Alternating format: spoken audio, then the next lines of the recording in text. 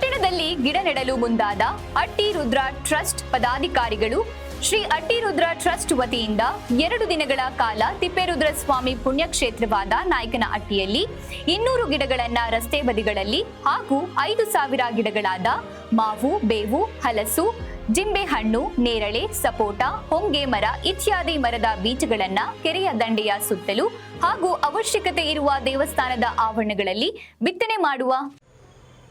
ಎಲ್ರಿಗೂ ನಮಸ್ಕಾರ.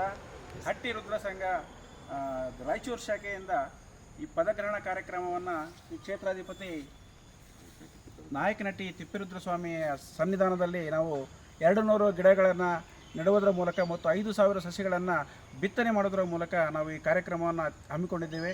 ಈ ಕಾರ್ಯಕ್ರಮದಲ್ಲಿ ಇದು ದೇವಸ್ಥಾನದವರು, ಆಮೇಲೆ ನಮ್ಮ ಸಂಘದ ಅಧ್ಯಕ್ಷರು, ಕಾರ್ಯದರ್ಶಿಗಳು, ಖಜಾಂಚಿಗಳು ಹಾಗೂ ರಕ್ಷಣಾ ವೇದಿಕೆಯ ಪದಾಧಿಕಾರಿಗಳು ಬಂದು ಈ ಕಾರ್ಯಕ್ರಮವನ್ನು ಗಿಡ ನೆಡುವ ಮೂಲಕ ನೆರವೇರಿಸಿಕೊಂಡಿದ್ದಾರೆ. ಅವರೆಲ್ಲರಿಗೂ ಈ ಸಂಘದ ವತಿಯಿಂದ ಅನಂತ ಧನ್ಯವಾದಗಳನ್ನು ಹೇಳಲಿಕ್ಕೆ ಇಷ್ಟಪಡ್ತೇನೆ.